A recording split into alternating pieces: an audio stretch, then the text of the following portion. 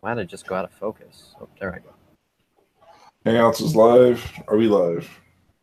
This is the part where we look like idiots trying to determine if we're live or not. Waiting for us to catch up, but here it comes. We're coming on now.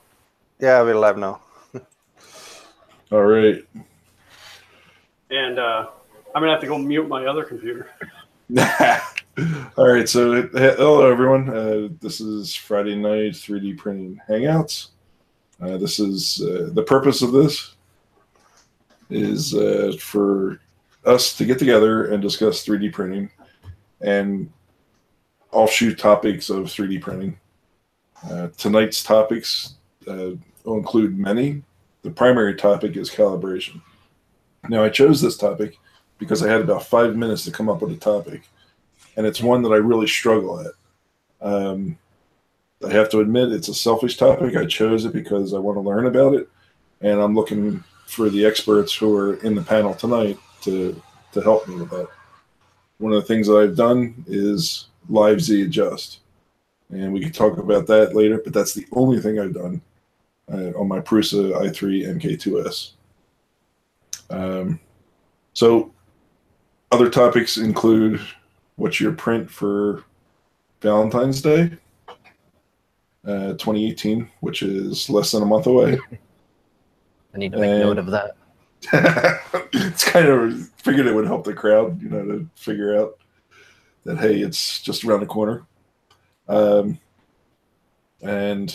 I'd like to talk about, Rover brought up the topic that we all talked about on Twitter the other day, which was from Angus about the electrical issues.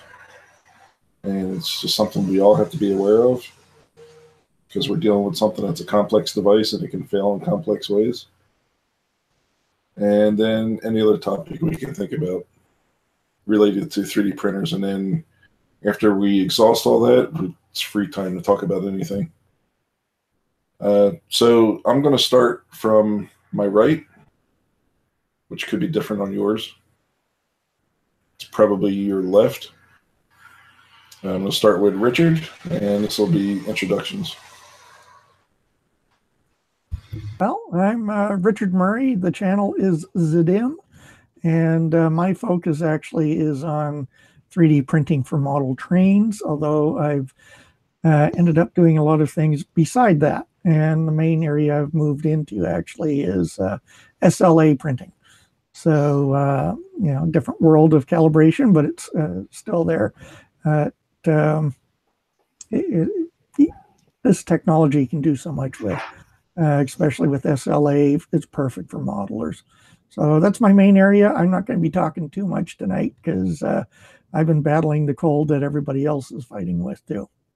So that's me. ZDim 17. I think on my screen here you can see all the various social links on there. All right. Thank you, Richard. All right, next we have Martin. Yeah, my name is Martin, and I have a channel called 3DP Iceland. I recently did a MK3 build just a few days ago and did a series on each step in the instructions in the assembly manual. But besides from that, I've been doing a lot of landscape prints and printing out Icelandic landscapes and painting them. And I've sent several landscapes out to different YouTubers to get contacts. And I've also been testing out filaments from the MakerBox series and doing YouTube content on that. And that's mainly what I've been doing. So that's me. All right. Thank you, Martin. Joe Mike Terranella. Oh, hello. My voice is deep enough to be robust, yes. I'm also battling the pestilence as well, apparently. Joe Mike Terranella, got a channel doing things on it. Random things at the moment in the middle of a filament series that I've been neglecting. Yeah, and I've been printing a whole bunch of these, which is a modified electronics cabinet for the MK3 that lets you get easy access at a Raspberry Pi Zero that's installed onto the INC board. Because I'm selling those, and I've been selling these along with them. So I've been printing a crap ton of them. I don't know how many that is, but I've got pretty much every printer in here working on printing just these right now. Yeah. So what else was I supposed to answer? Not too much. You just talk about yourself and little tidbits of what's going on, and then we'll get to big projects. Is that it? Oh, I'm a Virgo. I enjoy walks on the beach. No, that's at midnight point. All right. Thank you, Joe. All right. Next, we have Glenn and Xander, Fun King 3D. Go ahead. Well, everybody, I'm Glenn. And I'm Xander. And we are Fun King 3D. We are a father and son team that love to do 3D printing projects, electronic projects, some other miscellaneous projects that we throw in there once in a while. A couple of the big projects that we're working on. Well, we're actually getting ready for Gainesville Maker Faire, which if I don't get with the paperwork and fill out the paperwork, that may not happen. But we're going to be at Gainesville's Maker Faire February 24th. Yay!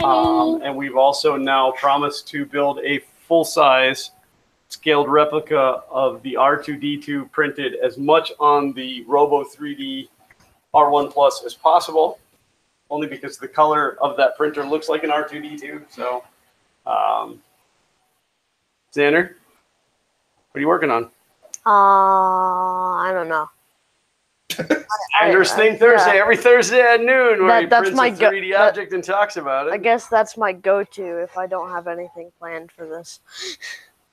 So we're trying to teach Xander a little bit more about practical printing. So like when he comes up with a problem, like he always misplaces his TV remotes, that he should design and print a remote control holder. No, it's just on the floor under my bed. I know where it is. I don't misplace it. He was playing a bingo game tonight and said the little shaker box was terrible. So I said design and print another one. So that's what Xander's working on. We are Fun King 3D at everything. YouTube.com/FunKing3D, Facebook, Twitter, FunKing3D.com. If you want to reach out to us, we'd love to interact with everybody. Something you've never heard of. /FunKing3D, right? Yes. Twitter is the main place to get us. Those of you out there that reach out to us through Facebook, I cringe because I hate Facebook. So hop on Twitter, get us on Twitter, or via the emails, either one of those. Okay, that's it. All right, thank you, Glenn and Xander. All right, so we'll jump right into the topic of calibration. I'm a noob at calibration. Technically, I'm a noob at 3D printing. I haven't had my printer for 1 year yet. I do have the Prusa i3 MK2S.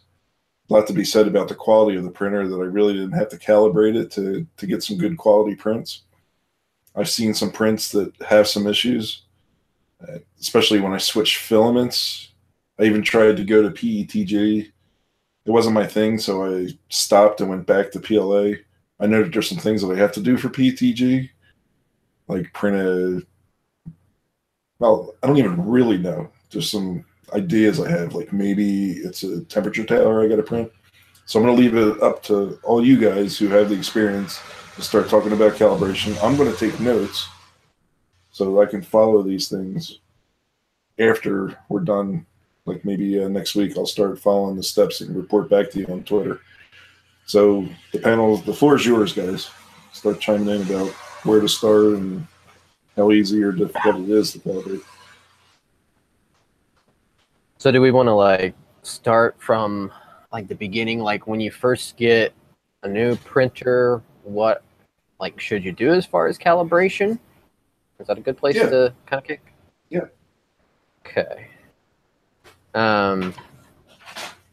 Well, I mean, from my experience, I'm a pretty affluent kit builder, so I build a lot of kits. I don't have very many printers that are just what I'd call turnkey. ready to print out of the box printers. Most of them required some form of building, assembly, what have you. So when it comes to calibration, it's something that I had to learn very early on, especially with some of the less expensive kits that I dealt with. My first ever printer was an off-brand Prusa. It was a Hicktop Prusa i3, and that thing did not print well at all from the beginning. So I mean, if I had to make a short list of the things that you want to do right off the bat, besides leveling the bed, because I don't necessarily consider bed leveling part of the calibration process because you do it on a consistent basis. I'm not saying that you shouldn't calibrate on a consistent basis, but not nearly as much as you would have to manually level a bed on a bed that doesn't have auto level.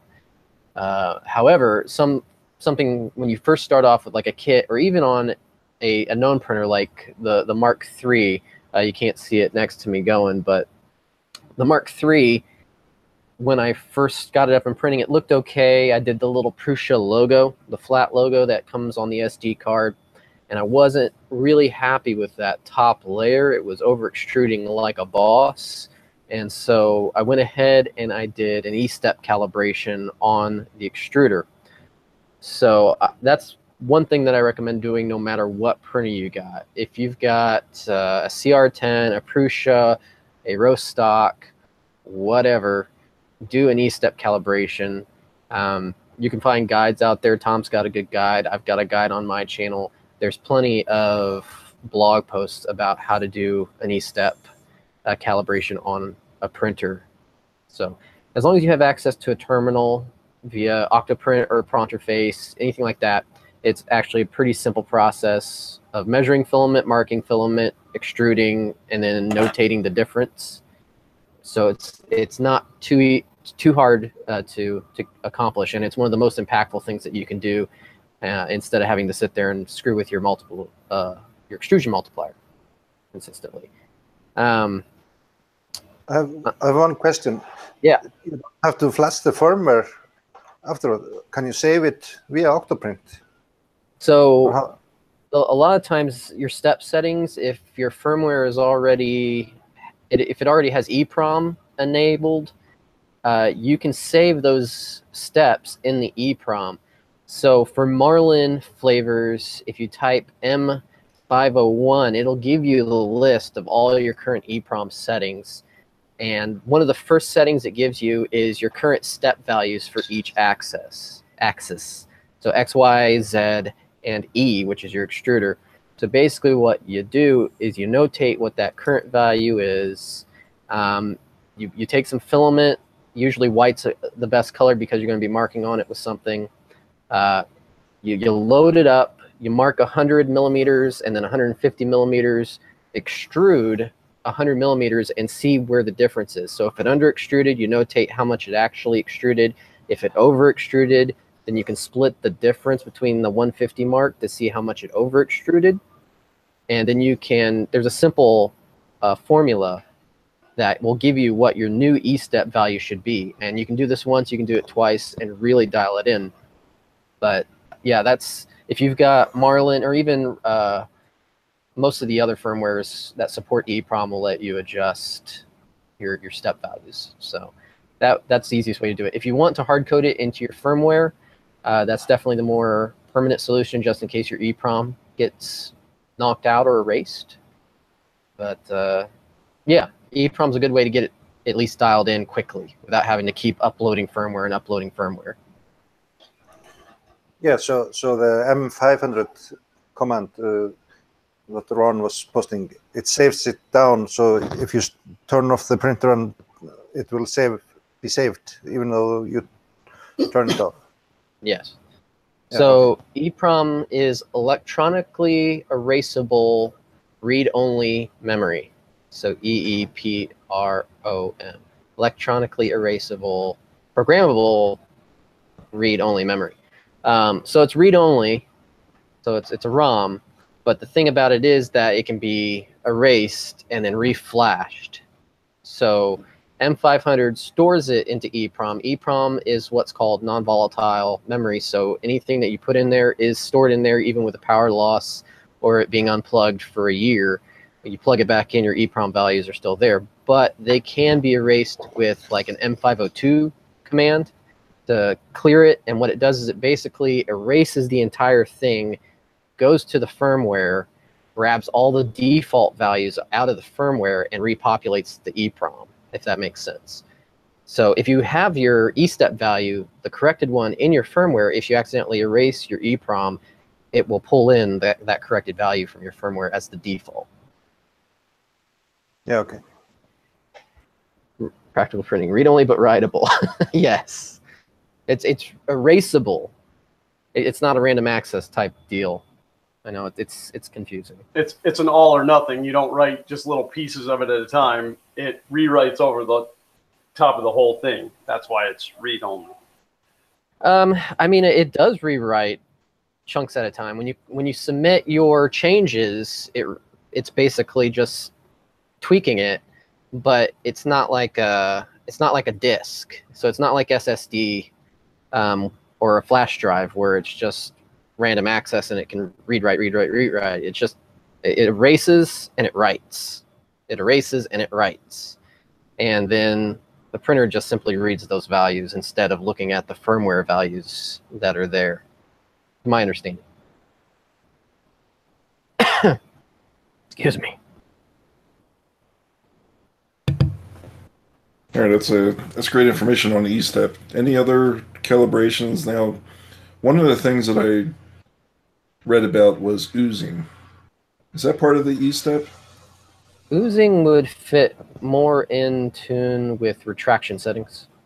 So I would say probably one of the most difficult things to get dialed in on a new printer is your retraction. You can probably spend a good couple of hours just printing out retraction tests, little mini towers. But yeah, so there's two main components with oozing, and that's temperature and retraction.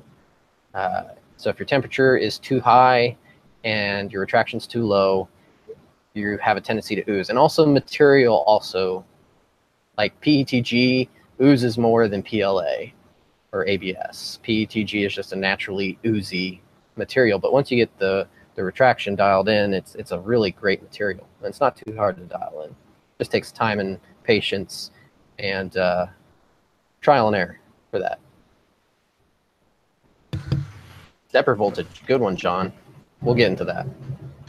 Yes. So about the E-steps, you would maybe calibrate that for your most commonly used filament, and then use the extruder multiplier in the slicer to your E-step should be fairly, as long as you're. I can't find a dilly thing to write with. Hold on. Yeah, of course. The E-steps is length of filament, but if the filament diameter is different, then you could adjust the extruder multiplier. Which actually brings up another good calibration point. I can't find a pin. I'll just have to remember that. I can't. We can't hear you. Can't hear me at all. No, you're dead.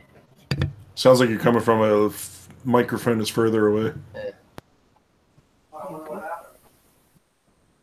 Well, he's doing that. So Martin, the calibration that I would say is best suited for your filament variants is taking a micrometer or calipers and going over at least a meter of the filament that you want to print, measuring it in certain spots, and seeing the variance in the swing. So if, let's say you have a meter of filament and you take 6 samples, so after each sample, write down what that value is. So 1.74, 1.75, 1.77, and then you average them and put that into your slicer.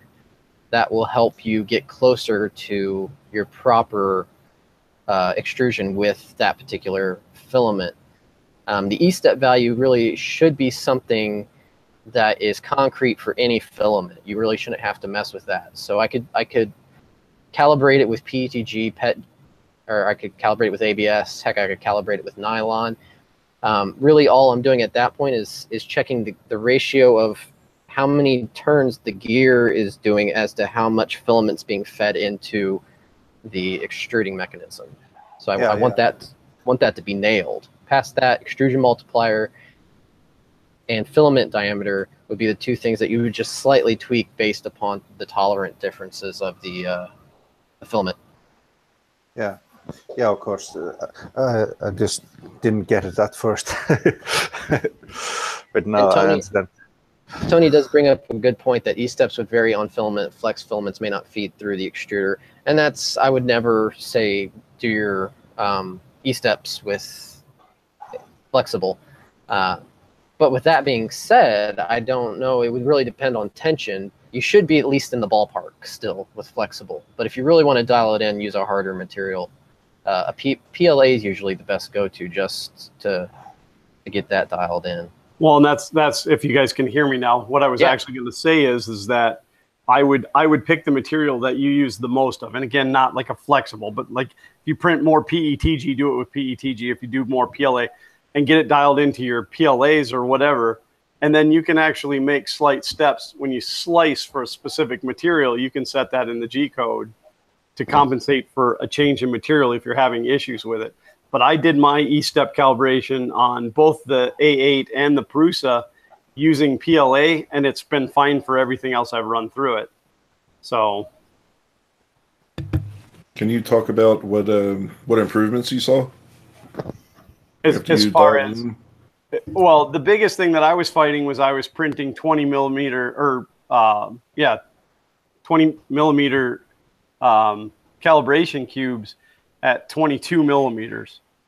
So Z was always right in the window, but X and Y, it was like 2 millimeters too big, and it was just, and this is the A8 I'm talking about. It was a lot tighter on the Prusa, but by dialing that in, not only did I lose the elephant footing on the bottom, and was able to, because I was having to set my initial layer at like half of my layer height to cut the elephant footing down.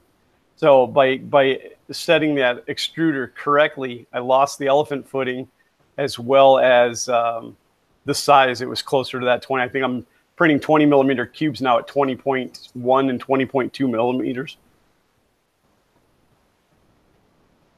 Yeah, I've been using those calibration cylinders, but if they are loose, you have a good tolerance, and if the 0.2 cylinder is loose, then usually my filament is working correctly. But I've been using the extruder multiplier to adjust that. Now, is that the calibration test where it prints? Does it print the pin in the hole, and you have to be able to pull it out, or does it print them separately and you have to put them in? Yeah, the pins print in the holes, and when you lift this part, the pins should just stand up and go through the holes. But they print with all the pins like this, and then you take it off, and the pins drop out. Excellent. I'm gonna have to try one of those and see how it does. Can you share the link, Martin, in the chat? Yeah, you just to that question. It'd be nice to have that link. Yeah, I'll find it.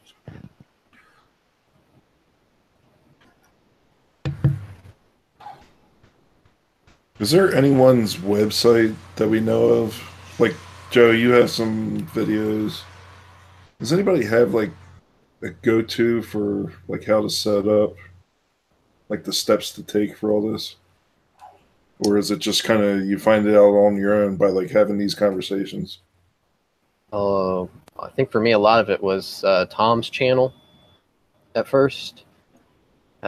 His early stuff was very much geared towards getting printers up and running correctly. So that's why Tom's guides was a huge, huge thing when he first got on the scene. He was kind of the first guy to get out there and really give us really nice, comprehensive, easy to follow instructions. And not only that, but first guy to really tell us what we needed to do with these machines.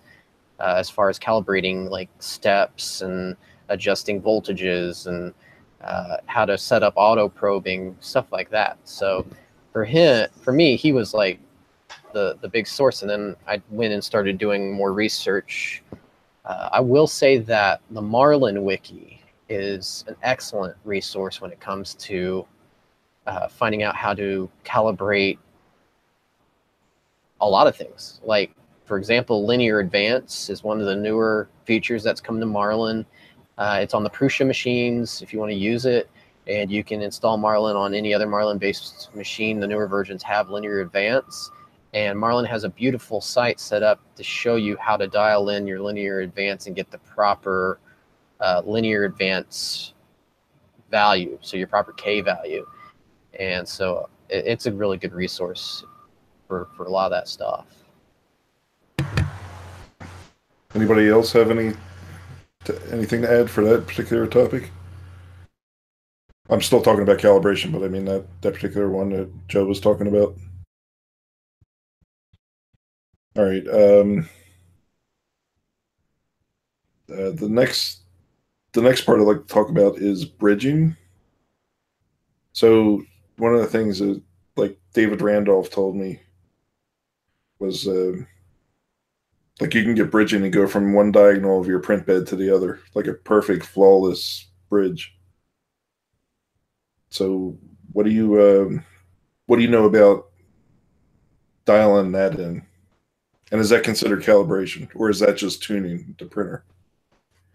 I think it would be probably tuning, okay, because that's primarily slicer settings.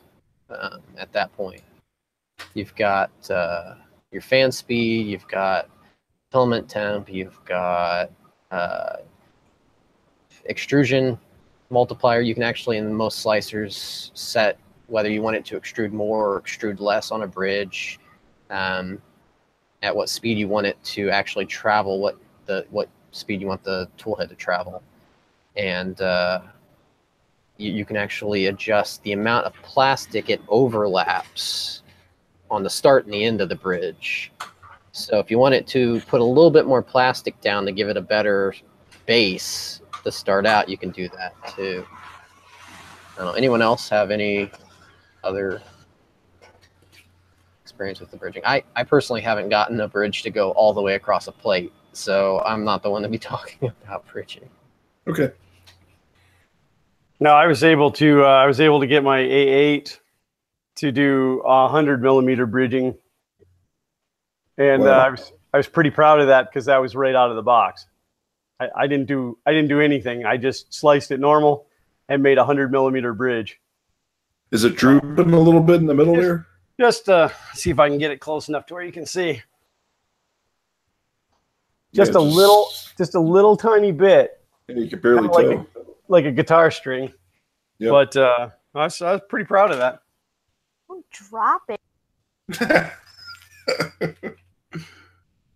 Yeah, He's so mean to me.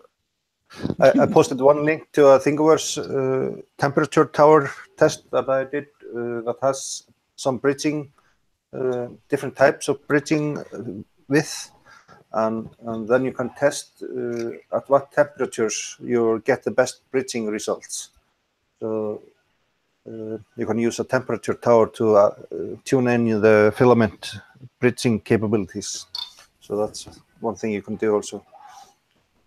Yeah, I usually print a temp tower for every new filament that I try. That's one of the steps that we've been taking on the Filament series, is printing out a temp tower and then printing out a V3 calibration, which kind of puts the filament in a torture test with anything it's going to encounter. With, so bridging, overhangs, small features, layer stepping, got the curved overhang, cylindrical overhang, is that what that is? Orbital? I can't remember. And the spire, the thin features. So those two things are really good to help you dial in a specific filament. So, Martin, I just tried that link of yours, and it's not coming through for me. It comes up. It's very slow. Okay, I'm getting a 4. I think Thingiverse might be having a DDoS attack. So yeah, you're talking about this test, Mike. Joe. Yep, that's the one. Yeah. what's that? What's that, Martin? That is a test I've been using also to dial in filaments. Yeah, hold that up, because it's got like every single feature, not every single, but most of the features that you would find. Go ahead Yeah, and talk. it has thin walls. It has all kind of bridging and the slope tests also. So there's a lot of things that this tests out. Yeah. So I did a DNA helix, a double helix for my son for his biology class. And as it was getting towards the top, the part itself was wiggling too much. Is there anything that can be done with the speed over the height, or is that something that's only like a simplified 3D control? What slicer are you using? I'm using the Prusa slicer. Okay. So, yeah, so S3D lets you tweak that, but also Cura lets you tweak that as well. You can get into the plugin section, and there's a tweak at Z plugin that will let you adjust a whole host of various print settings at a specific Z height or layer height. So you can adjust temps, you can adjust fan speeds, you can adjust speeds, and I find that very handy when it comes to especially if you're like doing a spire or something and you want to print a little slower towards the top, or something that's really, really tall. Like, for example, the Joel bot. If you're printing a Joel bot on a CR10, you might want to slow it down a little bit when it gets a little higher, because on a CR10, you've got the Y-axis flipping back and forth, and the Joel bot has got these itty-bitty little stick legs. That's cheating. That's cheating. You can't modify it when you print. It's Joel. Hey man, I'm not modifying the model. I'm simply tweaking my slicer. I call it due diligence. Call it what you want. I think you're only allowed to make such adjustments if you're printing on a CR10 with 1,000mm Z and you're printing an 800mm cell. Does anyone in here did a 1,000mm Z? I don't know. That would be a Ron question. Yeah. Ron, happy sure he was in the chat. I don't know if he's still with us, but Happy Extruder, where are you? Have you done that yet, Ron? Yeah, I think you're limited, right? 700 or 800 or something. Why would the firmware limits it? I think. Seriously? Yeah. That doesn't make sense to me, because there was a. They could have updated it. At Murph last year, they had a homebrew 3D printer that had wood sides and rails going up. 750. That one was 750? Well, this is what Ron is saying. What he's limited by. Yeah, but they were definitely printing over 750. That thing was several feet taller than I was. No. His limit is because of cable length. Yeah, I think it was the length of the cable going up to the Z axis, to the extruder and stuff. So that, or maybe it has to do with the size of JoelBot's feet. Yeah, eventually there's no platter that can hold those.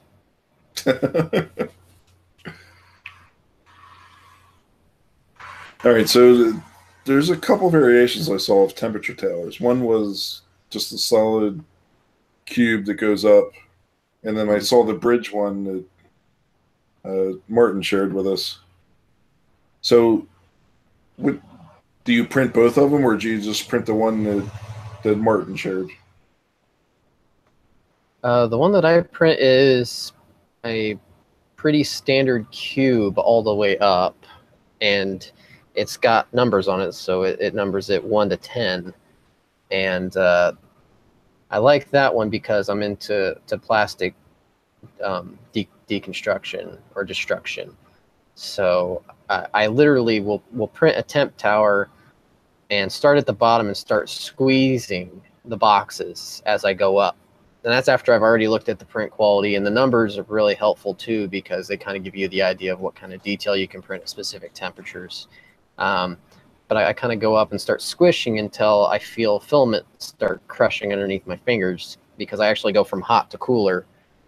So once I start feeling the filament crush, I kind of break it off and then go, okay, so here's my actual printing range until I start getting delamination.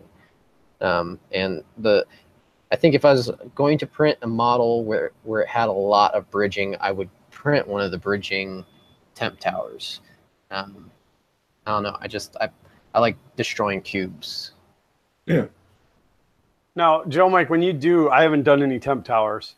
When you do those temp towers, well, in fact, let me just put it to you this way. Can you tell the people, because we already know, can you tell the people when you do a temp tower like that, what is the procedure for setting, like for slicing it? Because don't you have to modify the G code depending on the temperatures that you want?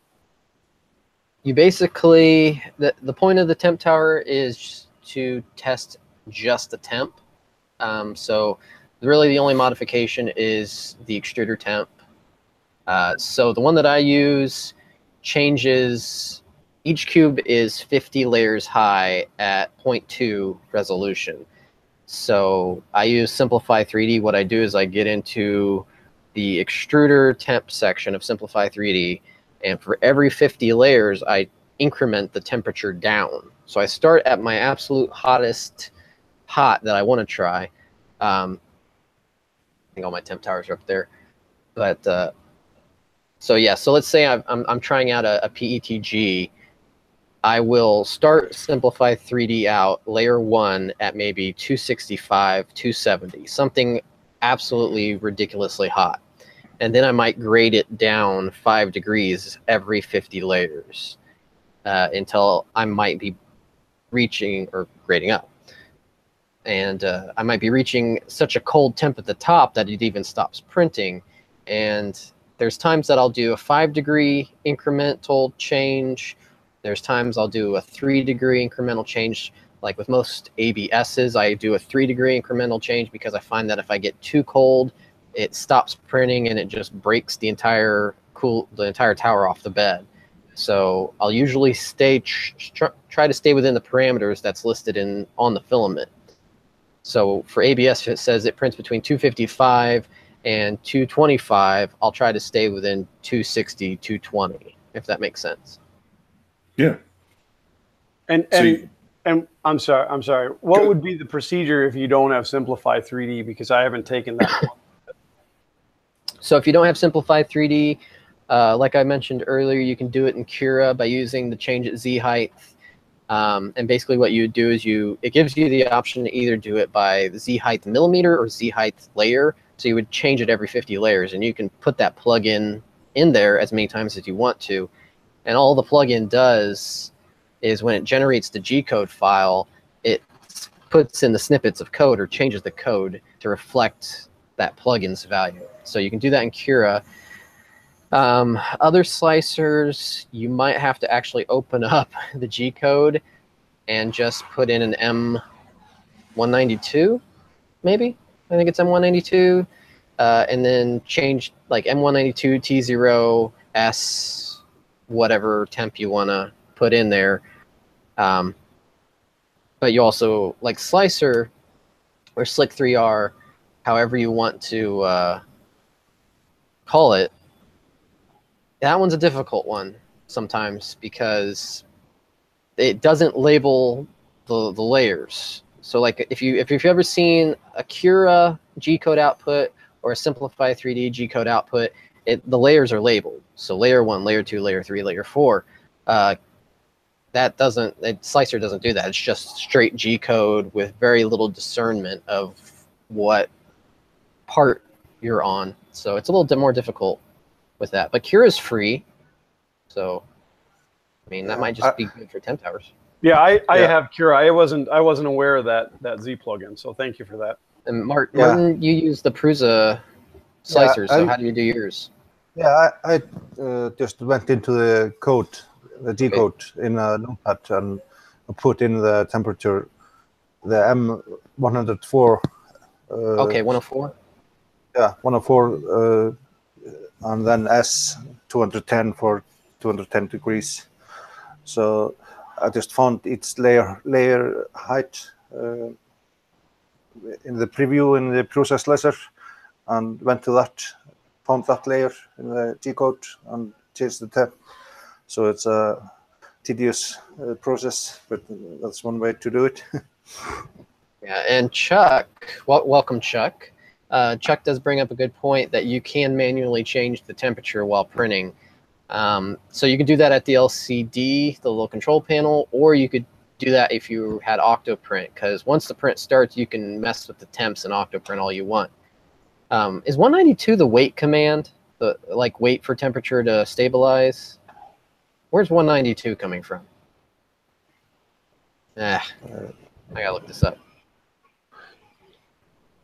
109 is wait for extruder temp. 109. Okay. Yeah. So I'm just going crazy then. Yeah. I'm just using Notepad++ to find the values and copy paste them. So it's a... Oh, sorry. That is a CNC G code. Why is that in my head? I don't CNC. I CNC. I don't use G code though. I CNC too, but not in the traditional sense. Yeah, but I have to use glasses.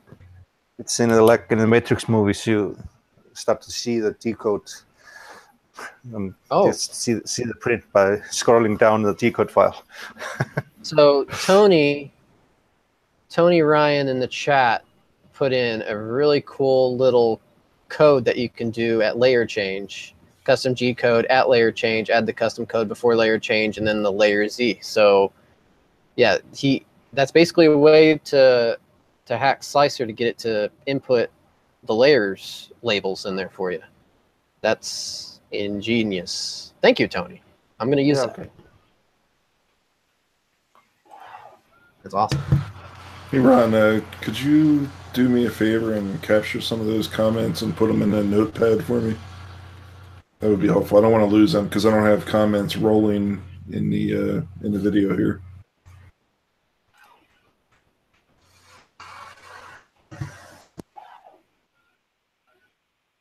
I just pasted it into the Hangout chat too. Got it. Yeah, thank you. Okay.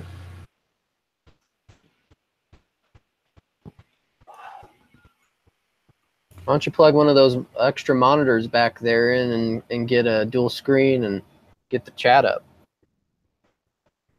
Now, you mean, no, I had the chat on my window. I meant saving the text so that we don't lose track of it. And I'll paste it into the notes. Now, I have a 49-inch monitor here to 4K, so I'm good with real estate. 49 inches? Yeah, buddy. Yeah. Yeah, that's what I do. All my Fusion 360 is amazing. That's like going to an IMAX theater and sitting in the front row. Well, my glasses, I mean, this isn't 3D printed related, this conversation, but my glasses are tuned for 24 inches, I think. Huh. So, like, I'm sitting, and it's a curved monitor. It's the Samsung 49KS monitor. Okay, that makes it a little better. In front of this, it's curved in front of me, and the only problem is when things are in the upper quadrants, way high, that I have to turn my neck to look. But other than that, I can just pretty much use my eyes because my glasses are set to the same all the way around. They're not progressive. Well, so yeah, it's definitely awesome editing in Premiere because I got a large timeline. So. Just a funny story regarding the IMAX stuff. We were down in Branson, Missouri, and they have one of the largest IMAX screens in the country down there. And we went down there to see Return of the King, Lord of the Rings, Return of the King, the night it came out. And it was packed, and we got there late because we were in Springfield, and that's in Branson, which is like an hour away. So we got there late, and we had to sit in the front of one of the largest IMAX screens in existence. And there's a scene... The main battle scene where like Rohan finally arrives at Minas Tirith and they start just riding down and all my friends and I are just like this, just like We literally have to pan our whole bodies to wash this thing. Anyways, that's completely off topic, and I apologize for that. No, it's all good. Yeah, that's so. John posted. John Mack posted LG 49. So that's a 49. So that's a good monitor. I'm gonna have to get me one of those. Well, yeah, I want to see my face. I sit behind 324s, and now I'm feeling a little generous. So I'm jealous. So I'm just gonna have to buy 3 49-inch. They'll just be around me. Well, that's what Barnacules did. I bought it because Barnacules did it, and I only needed to buy one. Glenn, you should get enough to curve all the way around you and make the PC equivalent of Neil Peart's Time Machine. You know what I'm talking about? That'd be pretty awesome. Any drummers? Any Rush fans? What were we talking about again? Limelight. I mean, 3D printing. That's right. That's what we do. Yeah. So Temp Towers, I think Tony gave us a really good way to hack slicers. So that opens up Simplify 3D, Cura, and now Slicer to get in and edit that stuff. Now Slicer you will have to do manually, like Martin was talking about. You'll have to open it up in something like Notepad++ and parse the G code. All I can say is when parsing G code, Control F is your best friend. So search it, find it, and then you can just add in all the manual G code. That's in fact how I do layer change or color changes on prints. I actually get in and add the manual pause. I add a manual head movement, a filament ejection, and then it waits for my command to enter the new color filament. I dialed in that G code way back in the day before we had fancy automatic switching crap. So I still use it because old dogs, right? So a slight diversion from calibration. I don't know if the crowd's getting weary on calibration. I know you did that. Vicky did it. Like, how do you make it? Is there something in the slicer to do it real easy, or you still have to edit G code to switch filament to a different color? Well, you're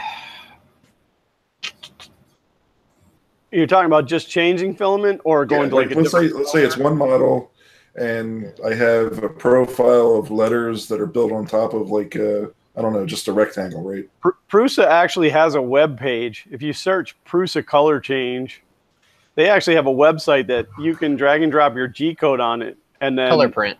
Color print. Yeah, and you can pick which layer you want to do a color change, and it will complete the layer. It will bring the bed back, the head to the right, the extruder to the right, and it'll beep loudly unless you do like I did and put duct tape over the piezo element. But and then it'll eject the filament. It'll run the filament out. So then you can put a different filament in. If you want to do it manually on the Prusa, of course you can just do a filament change. You know, in the menu there's a filament change option, and it'll do the same thing. Which if your filament was running out, you'd do that. But you can also just kind of go, okay, well, this is about where I want to change it. But that website is really slick for putting. And somebody at one point had told me that that Slicer, or Slick 3R, I call it Slicer, had that capability in there, but I've never found it. So Cura does. Cura has pause at Z height. Prusa control is very simple. It's built right into that. Yeah. If you want to make it really easy. If I want to do something quick, I just use Prusa control because it's just a slider, and you go, oh, that one right there. If you look at the generated G code from Prusa color print website, all it is injecting M600 commands, and that's it. So it finds the layer that you want to change on, and it puts an M600 in there. So you can do that on your own. In fact, I have to do that a lot on my own because a lot of the files that I've tried slicing and changing the color inside of Prusa color control end up crashing my web browser because they're too large, and the Net app can't handle it apparently. So I just went back to doing it manually. Huh. Yeah, I definitely have some topics, some prints that I want to do with multicolor. Chris Plessy just joined. He's one of those who participated in the Printed Solid meetup that I go to every month. I try to go to every month at Printed Solid in Newark, Delaware, and he's showing some wild prints. So, Chris, if you're listening, throw up a couple of topics about calibration. You know, if you just joined late, we talked about temp towers, E-step calibration, retraction settings. Talked about bridging related to temp towers also. John Mack said in the chat that you can also use Octoprint filament out script and have it pause, and it'll move up and let you change the filament when you want to do it, and then you can just go back and resume it. So, okay, I'll have to look into that. Run through Octoprint as well. So yeah. Yeah, I do run through Octoprint. Yeah, I got to look at that. Octoprint's a wonderful little tool. Oh, I love it. Yeah.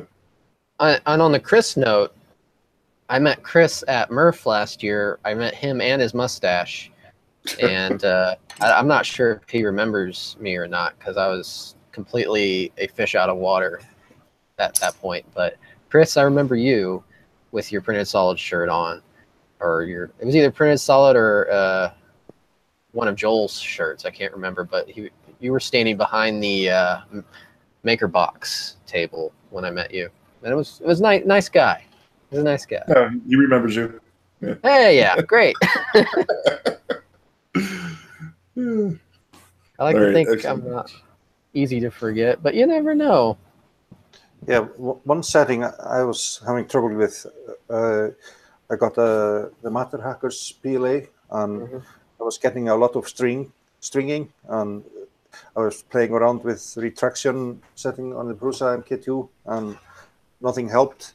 And I got it pretty much good just by disabling C-hop on the slicers. So that was one setting I made to get less stringing on this filament. What's the purpose of Z-hop? Is it to move it out of the way of the part when it goes to move? Z-hop kind of gets, so if you get a lot of scratching on the top of already printed parts, it'll pop it up a little bit so it doesn't scratch already printed surfaces. However, there are other settings that do that as well. Like you can do, what's the name of that one? There's like an avoidance, like detour, where you can have it trace the outline to get to another spot instead of going straight across. It does add some print time, but you don't have to use Z-hop then.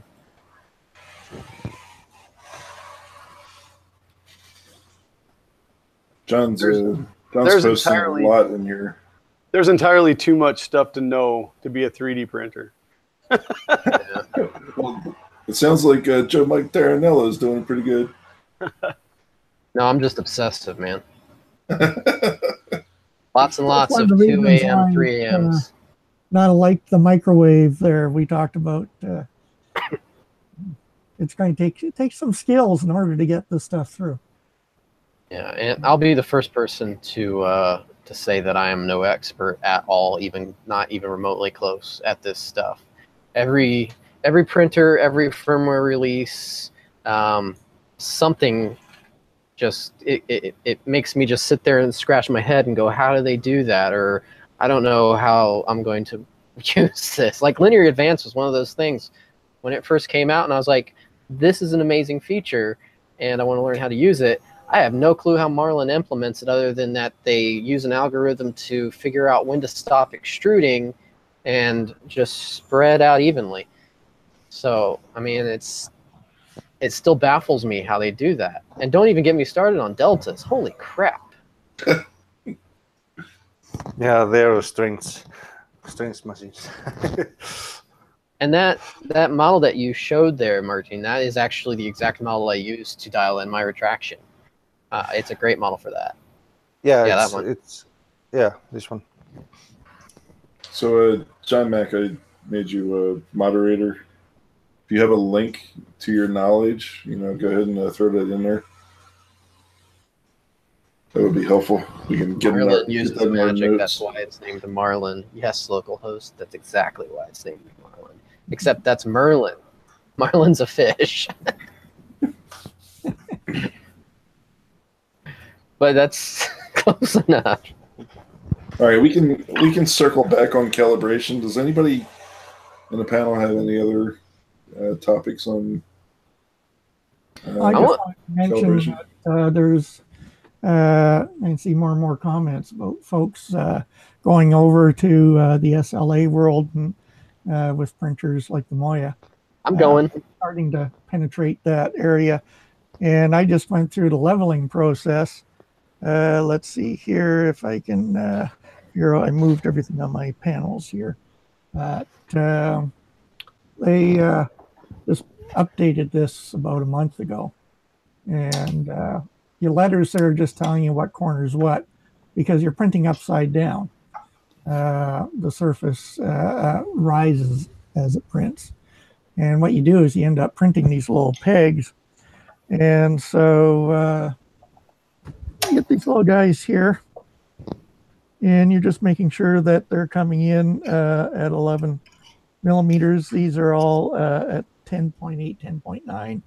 It's a manual process. You're in there with the driver twisting it, but they're all even right now. But to get there, let's see if I can show you this one here. I just, as I said, changed all this stuff. So let's see. Need my glasses there. There we go. There we go. If you can see with this one here, here's my tray of rejects. Get my arm to move the right direction. You getting that? No. What am I looking at? Oh, it's over there.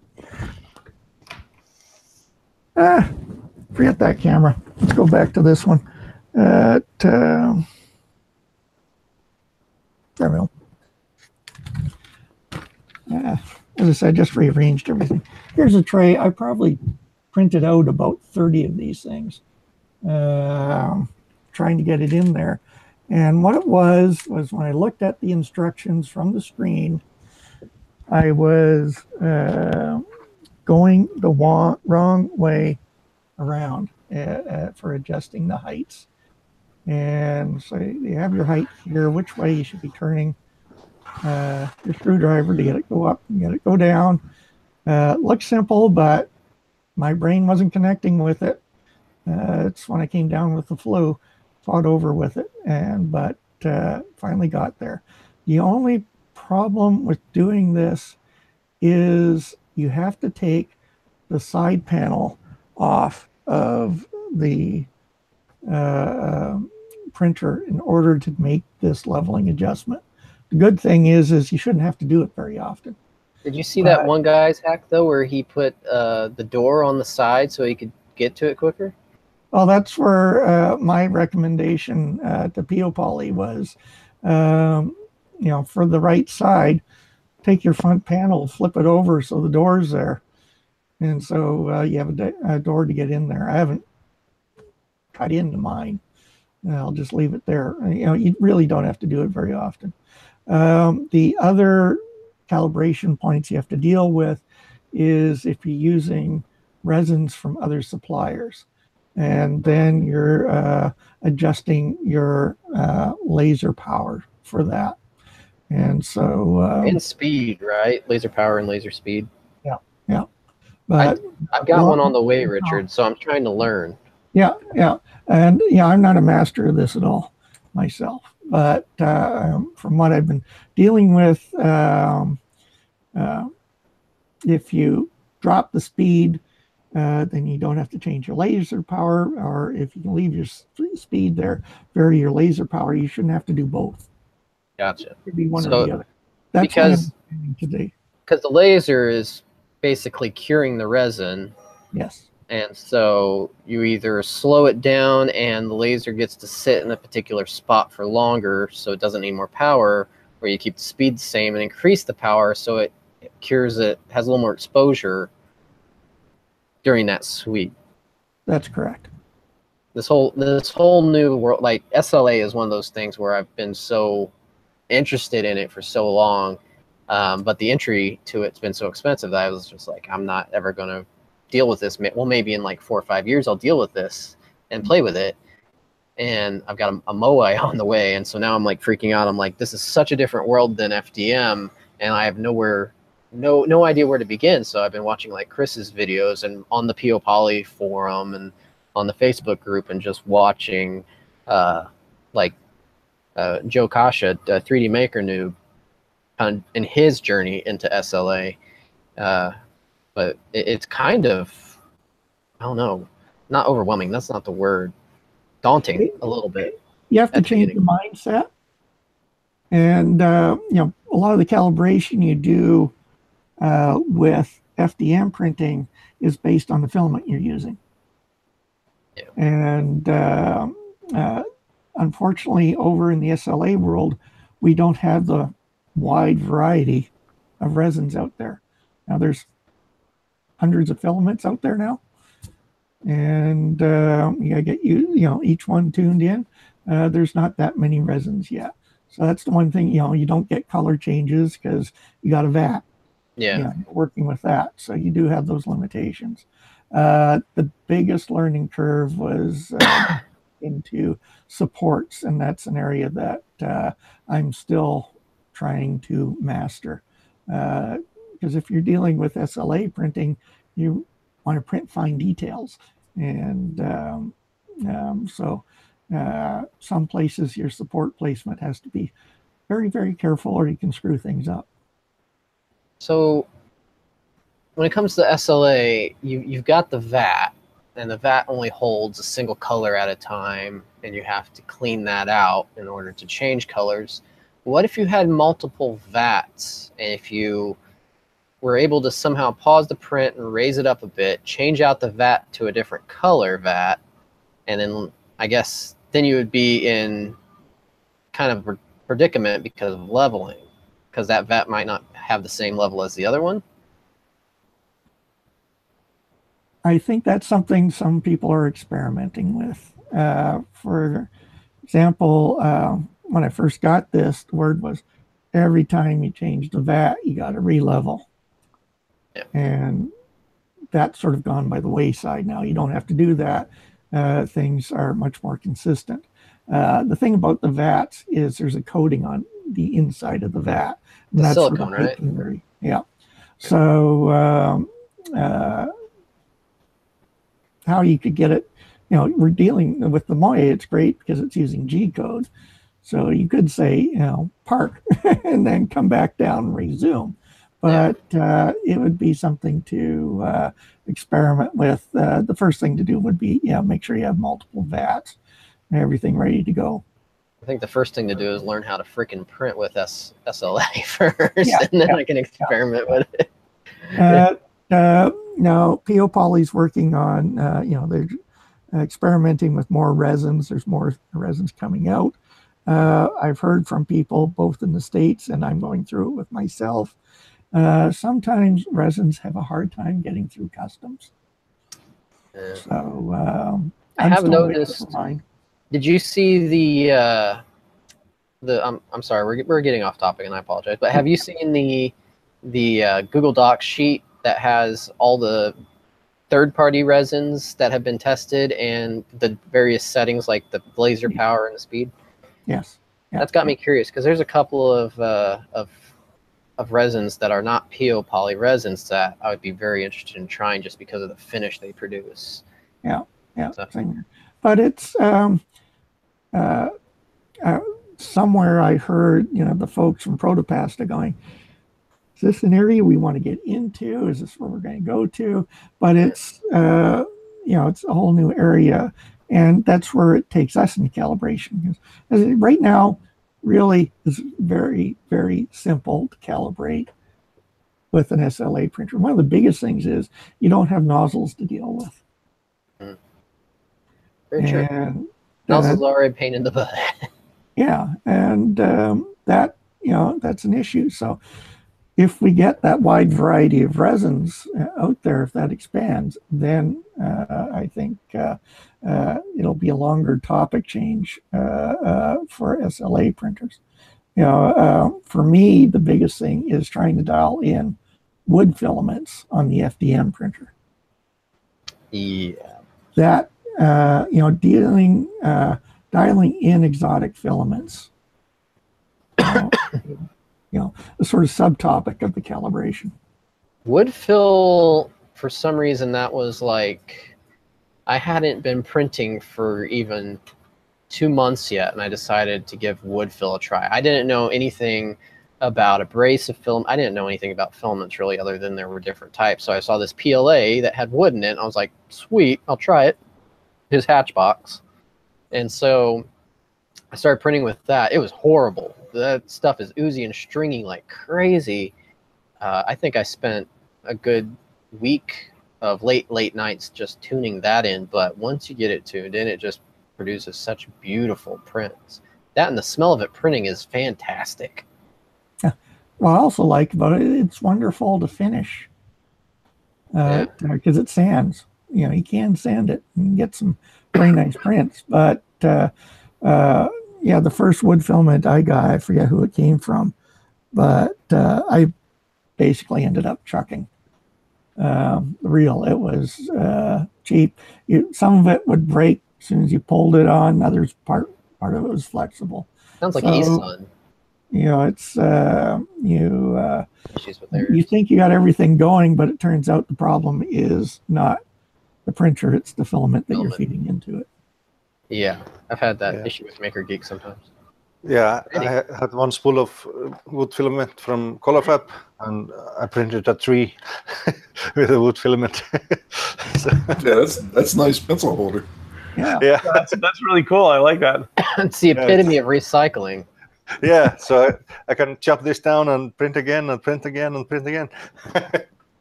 From tree to tree. An Icelandic story. I don't know. We'll write a book someday. Chris just commented. Sorry, Martin.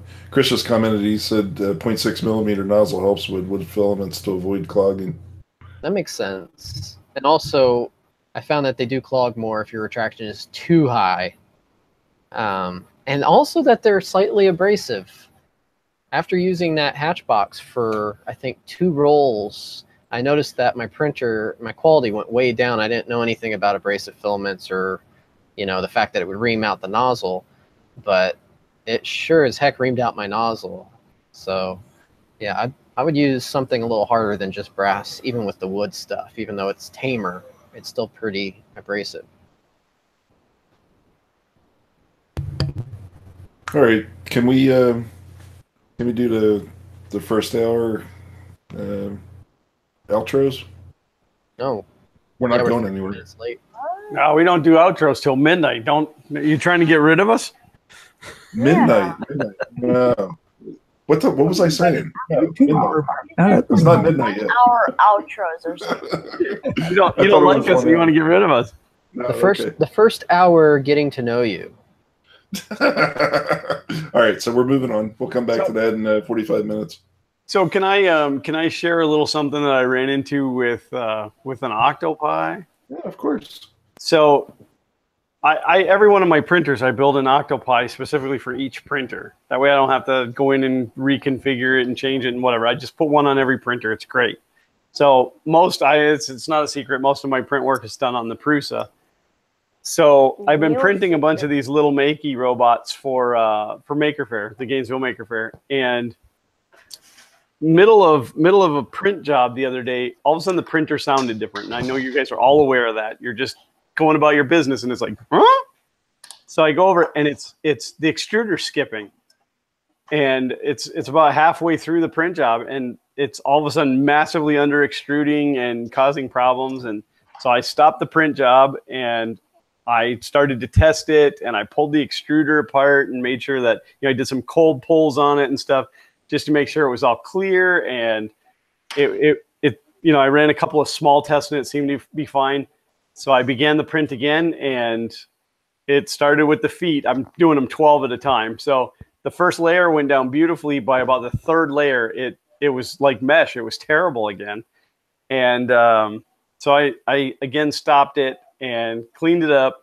And I printed the whistle off of the SD card, the Joseph Prusa whistle, and it printed perfectly. Same filament, same everything, printed perfectly. And so we were down eating dinner, and I was talking out loud because when I talk about this stuff, my family's eyes just glaze over and they stare off into the distance. But it allows me to hear myself. And I said, I don't know, I said something about maybe I need to reset the octopi. And you said that 5 times straight. Yeah, I said it a few times. Like, I might need to reset the octopi. So then, so I did. I came up here and I went in and I rebooted it, and it printed a batch of 12 Makeys just fine. This was last night that I printed them. So today I started a new batch, and it got to about the mouth and just blitzed out again and started to under extrude. So what I've done to test it is I took the SD card out of one of the octopis, put it in a different one, so it's now running on different hardware, same software, same USB. So that's kind of how I'm troubleshooting it. So now I'll be able to tell if maybe the image has gone bad, or if it's a problem with the SD card, you know, or if it is a physical hardware problem or a USB cable problem. So, but I just wanted to share that with everybody. You gotta tell them about like the filament change during Fortnite. Well, that doesn't have anything to do with this. I don't care. So we'll get to that story another time. So, hey, Glenn. yeah, I just wanted to share that with you. I mean, it could be a failing pie, you know, but I don't think it is, though. Are you running the latest firmware on your Prusa? Yes. That, I think, might be your answer. But I've been running it now since it came out, and I have printed. I've printed a couple of these Makeys. 5 hours later. Yeah, but I get to keep talking, and they hear me perfectly. I have printed this many Makeys, and it didn't happen until yesterday. Don't you think that's enough Makeys? No, that's not enough Makeys. I want that bag full. Have you also checked your power supply? So basically. Hold on, I'm freezing down in here in the basement. I think my freaking smart thermostat isn't being smart and went to night-night mode. It did. So I've had the same experience with a couple of my pies, and mostly the 2 on my Prusas, like the actual Prusa machines. On the Mark III, it's a serial issue. And no matter how I print, either USB or via the INC extension header, eventually at some point, it'll print fine, I let it set, I print, it fails. For some reason, there's some kind of a serial miscommunication or a serial flubbing, I guess that's the most technical term I could think of, that causes the 2 to just stop talking as well as they did at reboot. The other one, I had an issue where the power supply started sagging dramatically. So as soon as I put a new power supply on it, it started working perfectly again. Printer power supply or Pi power supply? The Pi power supply. The little, it was a 2.5 amp El Cheapo Chinese micro USB power supply. And yeah, for some reason, it just wasn't able to keep the Pi going consistently. So I swapped that out because I've got a billion of those around here, and it just started working again just fine. So well, that's interesting, because when I moved from the one Pi to the other, I mean, they were sitting side by side, but it's now on a different power supply too. Yeah. So I'll keep that in mind as far as troubleshooting as I move things. I'm gonna have to make sure I put a tape with a number on everything so that I know which one I'm doing. But that's good advice. Are you running a camera on that Pi? No. Okay. That's usually what ends up killing power supplies, is when I mean, they're just you know, they're a generic power supply. I buy them through Amazon. They come with a really great long cord, so I like them. But but you know, the stuff is being mass produced, so it is possible that, and that is actually my oldest one. So it is, and by oldest, I mean, I just got the Prusa in May, so it's not even a year old, but I mean, again, mass production, it's very possible that it is failing. Yeah. Yeah. And I've noticed that my printers, the Pis, actually perform better using the Samsung phone chargers than the generic ones that I've been getting. Power them. That makes sense, because those are really good, and they're actually not very expensive. You can pick them up for like $9-10. So yeah. And they work very well with these Pis. So that's what I've been starting to kind of go to, except for the freaking MK3. I don't know what I'm still trying to dial that one to where it works properly with a Pi. Yeah, that's a firmware issue. Yeah, I've been printing with the MK3 from the SD card, and it prints fine. And then it's perfect from the SD card. Yeah, and I connected to my Raspberry Pi that I've been using on the MK2, and I'm getting all kind of strange layer skips and failures and just random positions, and I've tried different ports on the Raspberry, and it doesn't make any difference. And so look at your terminal output while it's printing, and you will more than likely see errors from checksum mismatches when you're printing from your Raspberry Pi to the Mark III. If you watch the terminal output while it's printing from the Raspberry Pi to the Mark III, it starts out fine, and then all of a sudden it gets checksum errors, checksum error, checksum error, checksum error, resend, resend, resend, checksum, resend. And that has something to do with the way that they have the serial interface configured for this printer, which they're still trying to figure out. So that's one of the main struggles I've been facing with building out these Raspberry Pis for this thing is, you know, it's great and it's plugged in, but you know, it works it's not reliable yet. So yeah, is it the same with the internal Pi Zero that you can plug in? It's the same issue. That was the surprising part, because we initially thought it was just that extension header for the Pi Zero that was causing the issues, that for some reason the INC board and the Pi couldn't talk to each other fast enough via that little header. And Chris over at Practical Printing hooked up a Pi 3 to his MK3 via USB and got the same issues that I was getting with my Pi Zero W hooked up onto the INC header. So it's definitely a serial issue, and we've been disabling stuff like crazy. Like I disabled filament sensor, I disabled crash detection. I'm not using linear advance on the MK3 because these are all things that people have been like, well, maybe this is causing it, or maybe this is causing it, or maybe Octoprint doesn't know how to handle this new feature. I don't know. Yeah, it's good to know for me. At least I was thinking maybe something was wrong with my my board. Local host says set the baud rate to 9600. What is this, 1994? Yeah. No, they need to definitely get that figured out, hopefully sooner than later. Yeah, so that's might be something that Prusa has to find out. Yeah, and so Prusa has been working on it, and we have an active forum thread going for it right now, where we're kind of reporting our results, testing different things. And he sent Gina an MK3, and I think he did that kind of with the hopes that Gina would build it, play with it, and then eventually start, you know, putting Octoprint interface onto it and helping Octoprint interface with the MK3 better. However, that looks on the development side. So she kind of took a hiatus, kind of a little vacation for the new year, but she's back. So maybe we'll see something come out on the Octoprint side as well that maybe bridges some gap that is between the two. I don't know yet. We'll see. Yeah. Yeah, good to know. I was having just worrying that my printer was bad. So well, you're not alone. I was just thinking, if Joseph sent me one, I would work on getting it working. I mean, there would probably be no advancements, but I would definitely work on it. Work my butt off.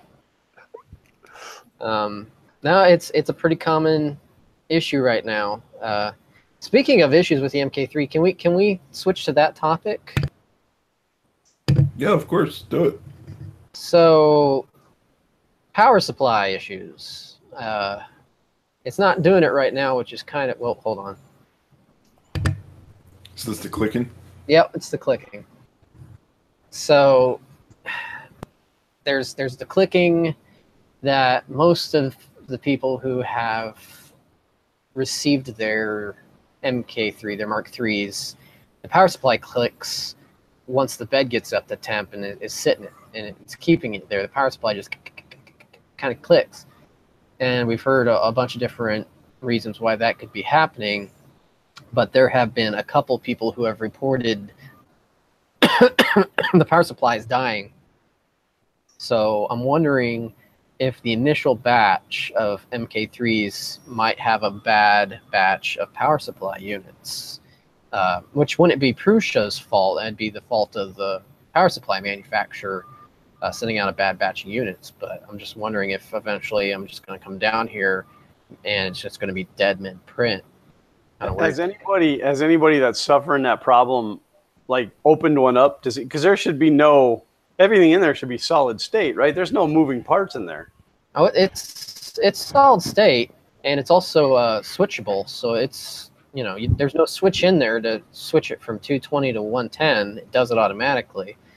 But someone whom we all know, which I will not name, anonymity intact, had this happen to them and sent the supply back to Prusa, and they took it apart on their bench and bench tested it, and they found that it was in fact effective. So we're going to see, I guess, where this goes. But at least one of them that I know of, Prusa came forward and said, yeah, it's a bad power supply. So that might be 1 out of 1,000. And the rest of these are just clicking and that's normal, or that could be just a bad batch, a bad power supply design. I don't know. I hope that, like, when and if they figure out what it is, that they share that information, because I'm very curious to know what's making the noise. Yeah, that's for peace of mind, I'd very much like to know what's making that noise. Yeah, I haven't noticed this on my printer. I was trying to listen to it when I first was printing with it, so I don't get any ticking sounds.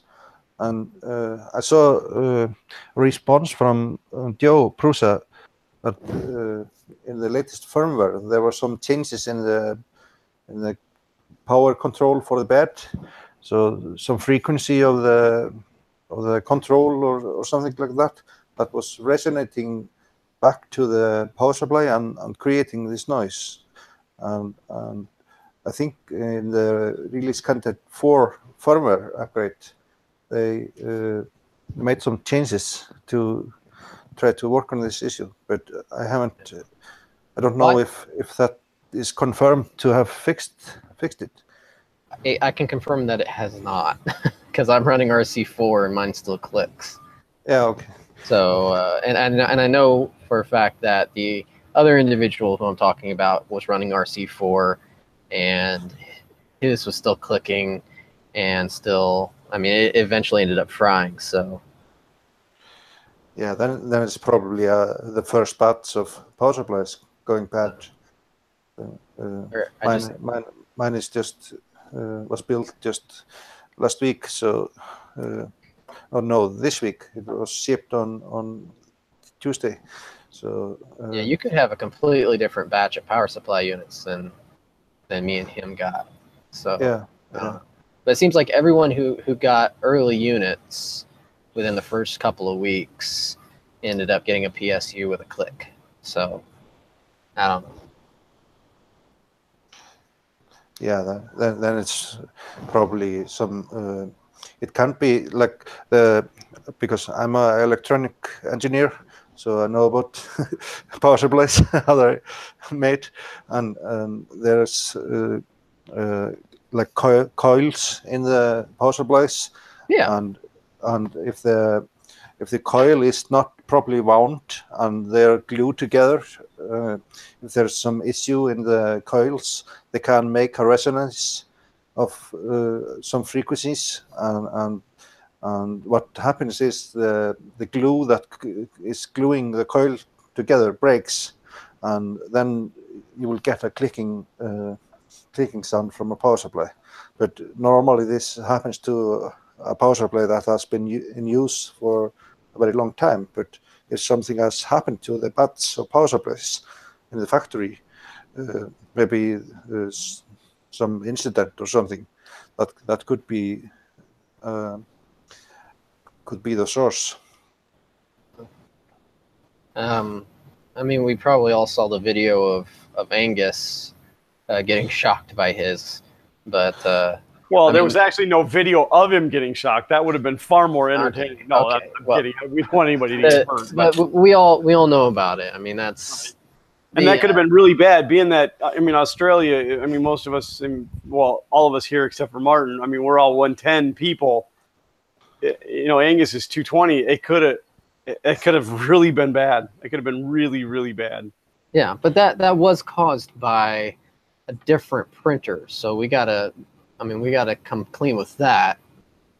That he was using a succession of extension cables, one of which did not have a ground in place, and that he had another, we'll say, cheaper printer that was feeding voltage into the ground, which is not good.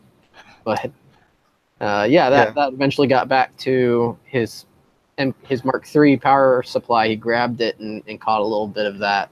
Yeah, I actually just got a China computer today that came with this power cord. Oh yeah, that's safe. Yeah, that's super safe. Yeah, awesome. Yeah, oh my God, they definitely going to get cut and go in the garbage. Yeah, right. I wonder what they did with the ground pin. I mean, did they just not wire it in on that plug? I mean, the IEC plug has the three prong on the female side. Yeah, and it actually, like, I don't know if you can see, but it's got metal in it. It's got contact in there. So what did they? Yeah. They just didn't solder anything onto that then? I don't know. Let me get a pair of cutters and we'll find out. Yeah. Most likely there's just two wires in the cable, so it will just they are just saving on cabling. But cable construction. I like to see it. The cable itself is real small. It's real thin, so it probably it's just two wires. Those look familiar, Glenn. Yeah. Just don't draw blood. I don't want a community strike. But yeah, just two wires. So it's two wires. Well, that's a perfectly good cable now for something else. But it's just two wires. That would make a good lamp cable now. Yeah. The thing with Angus, the printer that was leaking current to the ground was connected with a ground cable to the same power strip as the Prusa, and he touched the Prusa, but the power, the current was coming from the other printer. So it basically had a ground lift somewhere, right? Yeah, so there's a ground leak on the other printer, and if the extension cords he was using would have ground all the way to his breakers, because he posted a picture of his breakers, and they have a 30 milliampere leakage breaker. So if the extension cords he had would have ground, the breaker would have popped. So like he said, he just grabbed a bunch of some extension cords and got this issue, but the other printers would have clicked the breaker in the electronic box in his apartment. So that leakage is ground fault detector, right? Yeah. It measures the current difference between the ground wire and the zero wire, the null wire. And if I'm gonna touch my power supply unit. I've got it going through an extension cable right now. To remind us the last time we were live streaming and you didn't come up from doing some work for 10 minutes. Do what? I don't know. There was something. I don't remember what you were doing either, Joe Mike. But you did something, and like you didn't come back, and we were all like thinking, "Well, did he die?" Oh, did he die? Yeah, he was like coughing or something, and he got something in his throat, and everybody thought he was dying. I remember that. That's when we started talking about how I wanted to be buried. Yes. Yeah, I remember that. Which I've been thinking about that, and oh my god. I think with Joel having High Five Blue and Chuck having input on the Candy Apple Red, I think I want a gray filament that is literally made with particles of my ashes by Protopasta, and call it JMT's Bones. Yeah, limited edition. I think that would be fantastic. A very limited edition. Not to derail your dark thoughts here, Joe Mike, but Justin in the chat just asked. He says he has his printer directly connected to a GFI outlet, and asked if that's good or bad. And I'm going to say that's absolutely good. That's good. There's definitely never any harm in having something connected into a GFI, and if whatever you're plugging in is tripping the GFI, there is an issue that needs to be looked into. I mean, it's always possible that it's a weak GFI outlet or surge strip, but there's never any reason. Like, don't try to find a different outlet because that one's GFI. That's a good way to be. That there's a reason that there's GFI out there. Would everybody agree with that? I would. Yeah, definitely. I'd say GFCI outlets and AFCI outlets would both be. You can even do the combination. They have the combination. Like I switched out all my breakers in my house for combo AFCI, GFCI. Yeah. And I've got it turns out that there's one. Well, the breakers in my garage, I had to switch out to GFIs because my miter saw was tripping the AFCI portion.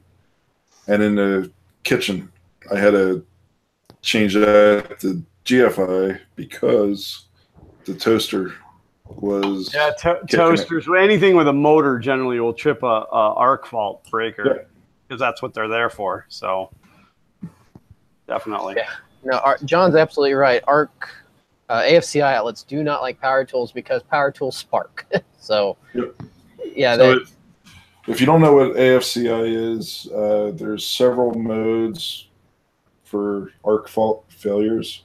By the way, I have a degree in EE, so speak a little bit from my knowledge of that. Think of a wire in the wall, and you're drilling. Putting a screw in there because you want to hang a picture, and you cross the wires, right? And so it shorts neutral and hot, right? So that's a fault that would be detected by the arc fault. Another possibility is you got a squirrel or something that bites into the wire and starts getting zapped, or it's the Christmas, National Lampoon's Christmas thing, right? And they start every week. Zapped. Dang squirrels. So.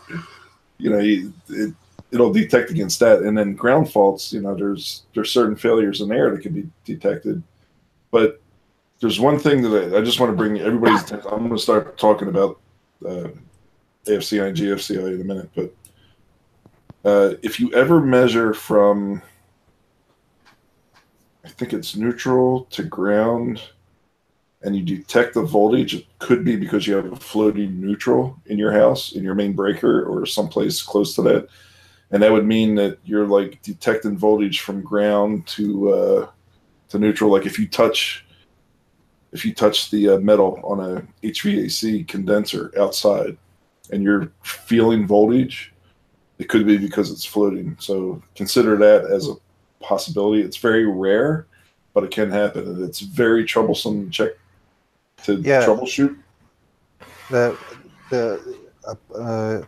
A reason for that is common if you have a lot of outlets that are daisy chained, and there's like say 5 outlets that you put in on a wall in your garage, and the first outlet has a wire coming in from the breaker box, and you don't connect the ground properly, and it after some time or it moves around, the ground wire gets disconnected, and then you have this floating ground issue on all the remaining outlets. So there's it can happen. It's actually a common thing in areas where you have earthquakes, where the wires shake around in the Yeah, National Electrical Code here in the United States now requires at least 2 ground rods. So, and you can't have a break in the ground wire. It has to be one continuous wire from your panel to both ground rods, so that if you do lose one, you have the other one. I mean, again, it's not guaranteed, but it's kind of a backup failsafe. So I've got ground's 4. important. I've got 4 because I'm a ham radio operator, so I installed several of them myself when we first moved into this house. Yeah, I've got 2 on my house, 2 on my detached garage, and I'm tied to my well casing. Yeah, ground is nice. Have plenty of it. All right, and last words I'm going to utter is objectionable currents. So that's any NEC, which, by the way, if you didn't know, you can join nfpa.org for free, and you can read the NEC 70, the NFPA 70, I think, for the National Electric Code for residential and commercial. You can read it for free online. So there's no excuse to riveting read. It's a absolute page turner, hard to put down. I read it from front to back like 5 times. I still don't remember everything. Yeah, but I kind of got an idea where stuff is. When I built my house, I read the 2008, which is what we were under, the 2008 handbook, cover to cover, a couple of times, just so that I would know where to go and reference stuff. Yeah, exactly. Yeah. So I'm not the only nerd that read it. That's good to know. No. Well, again, I mean, electricity it'll kill you. It's very serious. It's very serious. Joe, Mike, what are you playing with there, buddy? What are you playing with? I got a new trackball. I got one of those coming tomorrow. Is that your thumb issue? Did you get the Ergo? Yes. Dude, twinning again. Not only with the dyno cutters, but now you got the... No, well, him and I have used the same 520 trackball for the longest time, the blue ball. Go ahead and speak so it goes on you. Yeah, it's this one, and I absolutely love this. I have one for my laptop, one for my desktop. Xander even uses one. I've got one. I've got 2 here at home. I've got one at work, and then someone turned me on to the Ergo because I was looking for a Bluetooth trackball to connect up to my MacBook, and they were like, "It'll do Bluetooth and the unifying receiver," and I was like, "Shut up!" and it's absolutely one of the most comfortable trackballs I've used. But no, what I was messing with is it's got that plate on it that you can adjust the tilt for ergonomics. Wow. And I thought that was fixed on there, and then I pulled it off, and it's magnetic. That's just magnet so that you don't have to have it on there. It can be just flat that way. It's craziness, man. I like it a lot. It's got a rechargeable battery built in that you just charge via USB. So, and you can adjust. They said like 1 minute of charging will give you 40 minutes of runtime on that thing.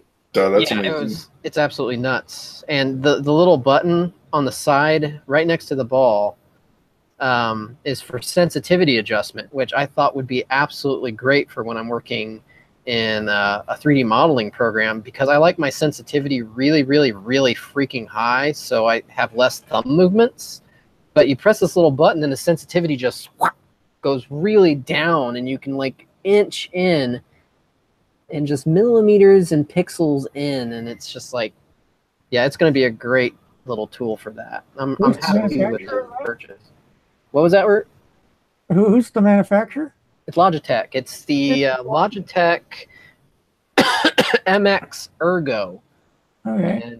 And it actually, you can tilt it and use it flat like that, like a regular trackball, or you can tilt it up and it gives you a little extra ergonomics to it. But it has a little connection button on it, so you can use it either with a unifying receiver or with Bluetooth, or both. You can actually switch back and forth between 2 different computers just by clicking that button.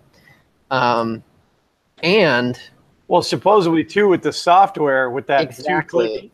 Okay, go ahead. Yeah. Sorry, didn't mean to steal your thunder. No, I was saying exactly that's something that I haven't played with yet, but I installed the Logitech controls, and you can do multiple computers. It's like that old program called Synergy that let you share a single mouse and a keyboard with two or more PCs that were running these little servers on it.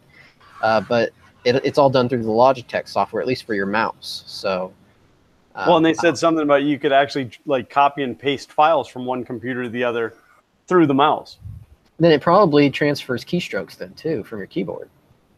Possibly, yeah. That would. But I'm excited. I'm excited. I finally, took the plunge. So Did you get the travel case? I got the travel case. No, because I don't plan on taking it anywhere. I'm gonna have to buy another one of these for work because now I'm spoiled. Yeah, I have one last comment on the electricity thing on the breakers. The 30 milliampere limit that is on the ground breakers and the safety features. 30 milliamperes is actually the same current that is able to kill you if you get it through your heart. So if you get 30 milliamperes from your left hand to your right foot through your chest, you most likely die. But it's strange that they put the same amperage level that is able to kill you on the breakers. so it's but do not try to electrocute yourself by testing the breakers. Yeah, right. That's for sure. All right. I think that should just be a goal in life. Period. Don't try to kill yourself. Don't get the Darwin Award. Although I'm going to be digging into my breaker panel probably next week because I've got to add 2 circuits. Yeah, if you search sub panel on YouTube, my video is number 1 or number 2. Nice. I used to do a lot of electrical work back in the day when I was in building automation, so I know my best practices, but this panel is in an interesting spot behind some. It's like on top of shiplap, but I don't know. It's recessed in some shiplap, but it's on top of the concrete like it should be. So I'm not sure how I'm going to get to the punch outs on it to add in my green sleeve. Yeah. That's yet to be determined. But anyway, that's off topic. So I posted a Thingiverse link. This is a lithophane. So I have not done a lithophane. I want to do one. Particularly like the way that this is arranged with maybe an LED tea light or an actual light bulb. Can't tell what it looks like. It's a AAA. So maybe it's a 3 volts LED, 5 volts LED.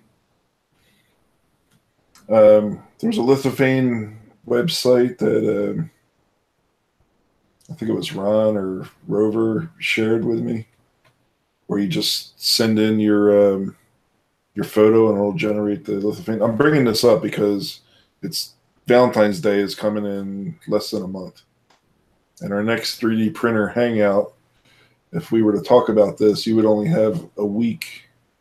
I think you would only have a week and a half to prepare, if my math is right. Maybe 2 weeks. Can I make a lithophane out of diamonds? Because that's the only way that'll pass as a gift.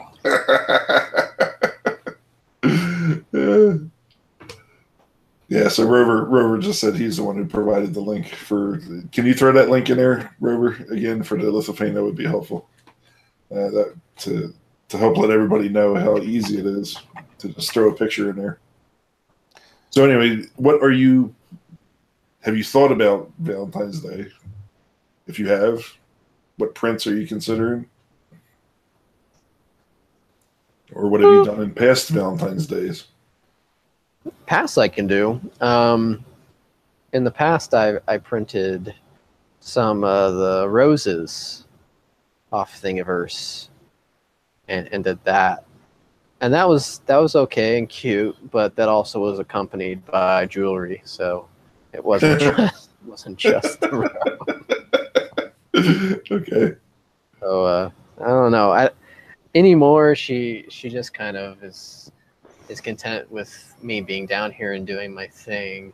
But when it comes to like the normalcies of life, I don't think she likes the bleed over too much when it comes to that kind of stuff. You know, like, hey, I printed you this vase of 3D printed roses. Okay, so where's the real gift? I worked hard on this. Right. No, I decided no 3D prints for Valentine's Day this year. Instead, I'm getting my wife tickets to Murph. he's actually in the room right now, just so you guys know. Glenn, I got a couch if you need to crash. Man. She just yelled, "That will not be my Valentine's Day gift." What are you doing? That's great. My wife was actually talking about coming with me this year, and she's like, well, maybe I could go with you, and while you're doing your thing, I can just go and do shopping and stuff. And I was like, it's in Goshen, Indiana. You're gonna do like an hour's worth of like shopping at maybe like 2 stores and then get bored. I'm gonna be there for 3 days. They have the RV Hall of Fame there, so back off. With that kind of with that new information in hand, I'm gonna have to go reapproach her. Hey, hold on. Hey, Kendra. I don't know if she's awake. Hold on. By the way, I'm wearing a wireless lav mic. So. Oh, that's cool. I was wearing a wireless lav mic. Yeah, Chris was pointing out in the chat that Simplify 3D has a built-in tool to making the lithophane. Oh. So I think I've seen a video of it. Hey, did you know that Goshen, Indiana open has an image and it will RV give you an option to create a lithophane museum, RV museum? I'm just saying, if you wanted to go to Midwest Rap Festival with me, you could go to the RV museum and keep yourself occupied for 3 days. Oh, I just said you would get bored. No, we're still streaming. What did you say?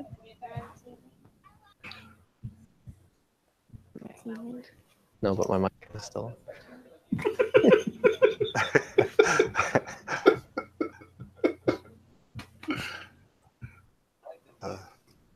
He's gonna come back with a black eye. With electricity, live feeds or something like that.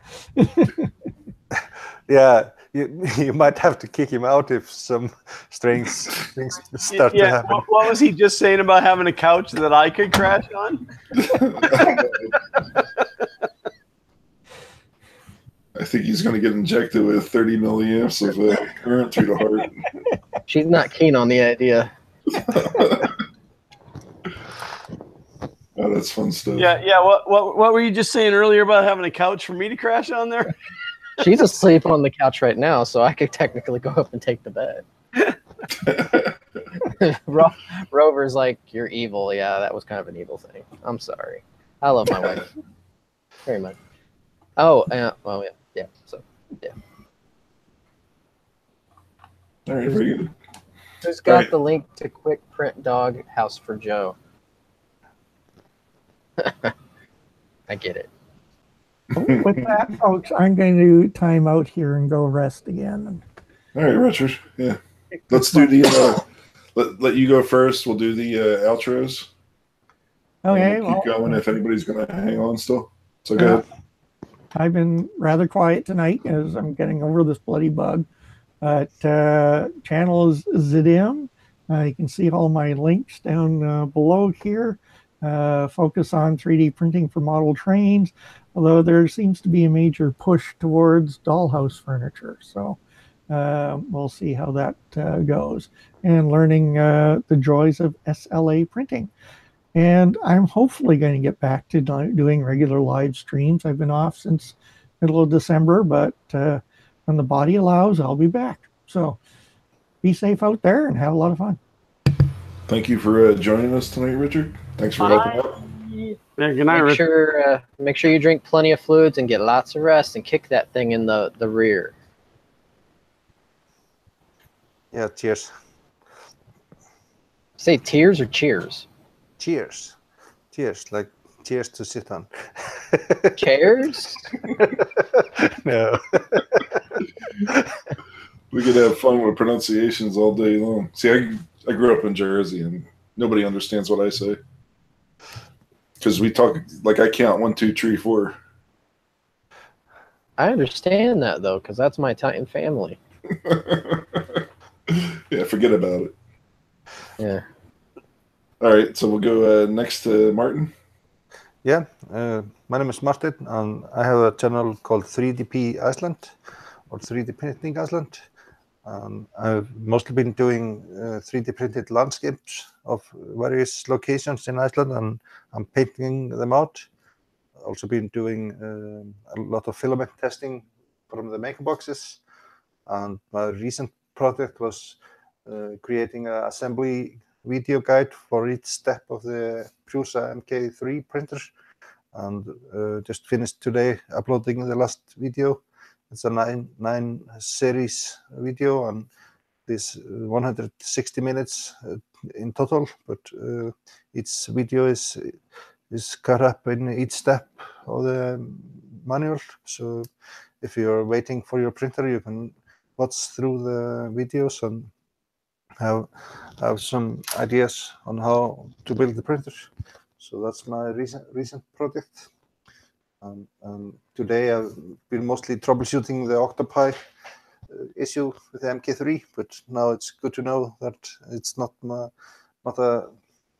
my singular issue. It's something else. So I don't have a faulty printer control board. So, but that's what I've been doing. All right, thank you, Martin.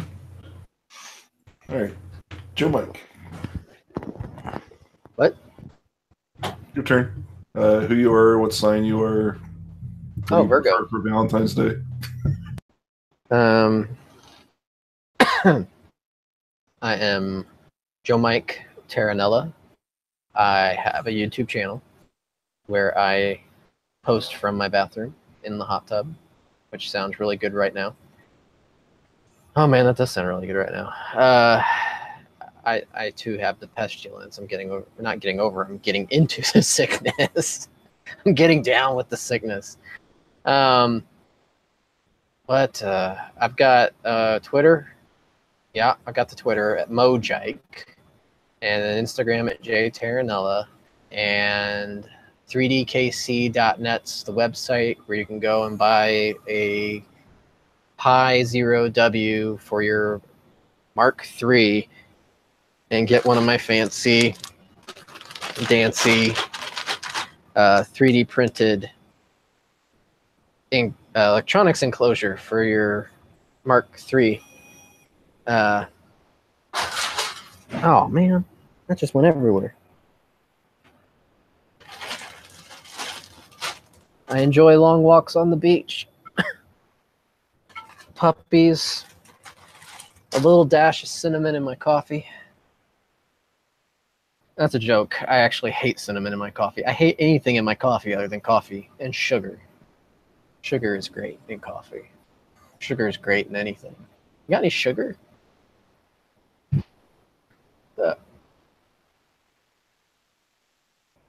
I can't hear ya. Is that your link that I posted in the chat? Do you have another site? That is my blog link. My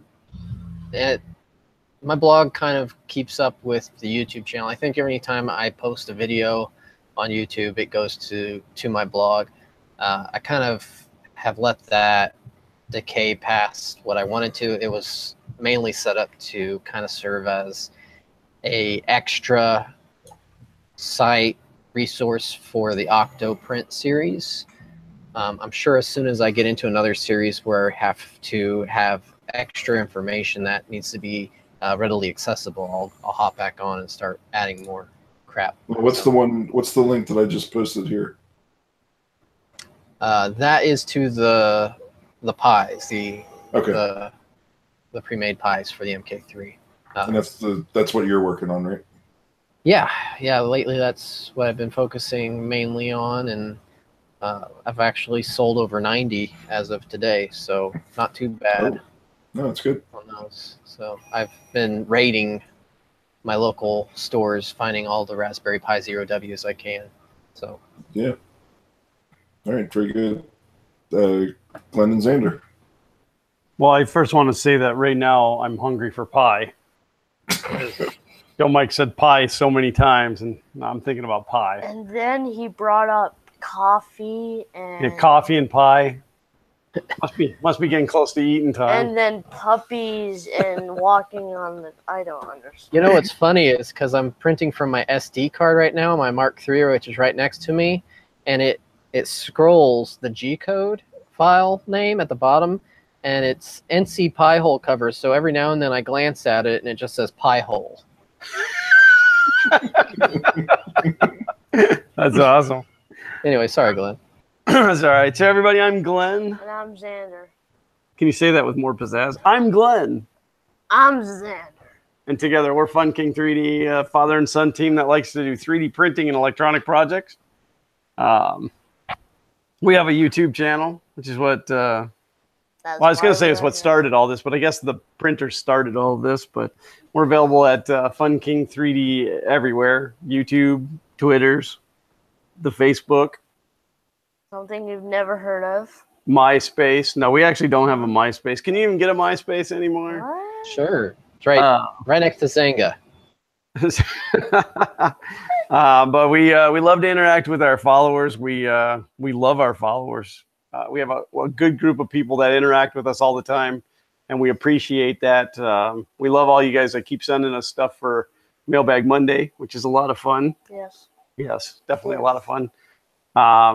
Got some good projects coming up in the future.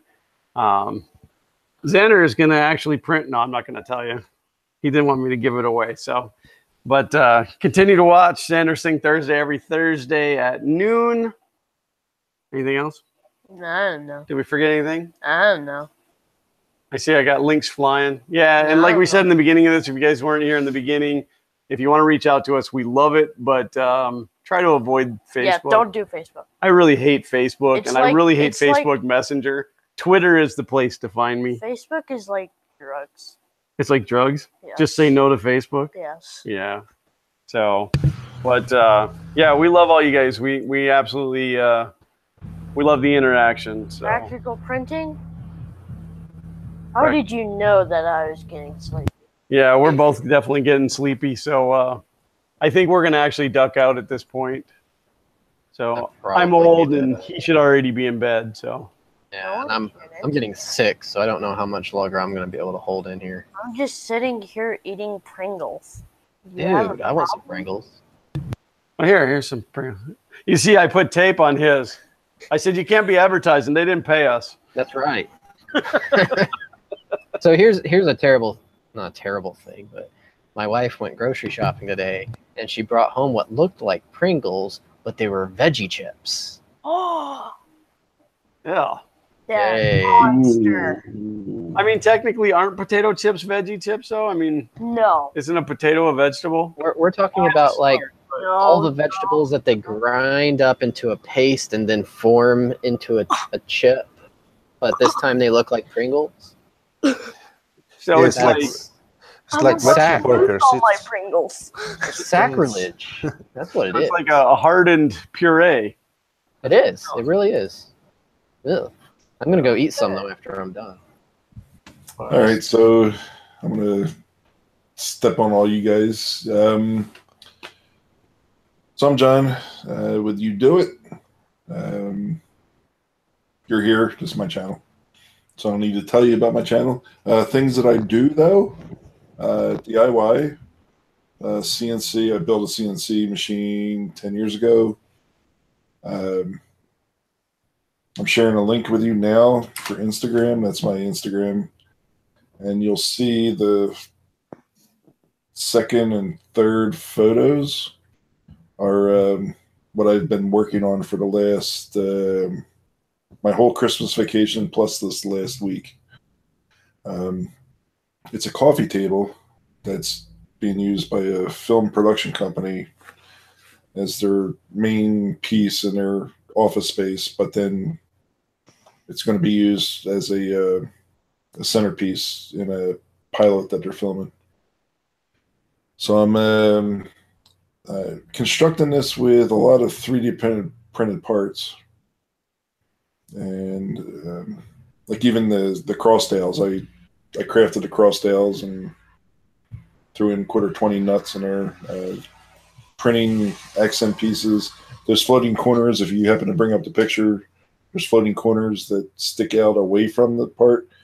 They're offset by 2 pieces at the top and 2 pieces at the bottom that were 3D printed. So I found 3D printed, like I'm forcing myself to do this, but I'm finding now that it's like real easy to either cover up a mistake with a 3D printed part or just to add some neat, cool accent, because this is supposed to kind of look futuristic. And I think I'm achieving that with 3D printed stuff. Even like the edges of that floating corner, which is just MDF, I designed pieces and 3D printed them, edge banding, that I just glued on with super glue, and it looks pretty good. I'm happy with it. I think the final product is going to be nice. So that's my big project. That is going to be like an 8 or 13 part series coming up, and it'll probably span each video will come out a week. But I can't start editing the video until I get the final piece done, because there'll be a little teaser of what the table looks like in the beginning of each video. And a lot of my live streaming that I've done has been around creating these pieces for it. That's it. That's very cool. I'm actually looking forward to seeing the finished product on that. Yeah, thanks, Glenn. Yeah, I've joined a few of your streams.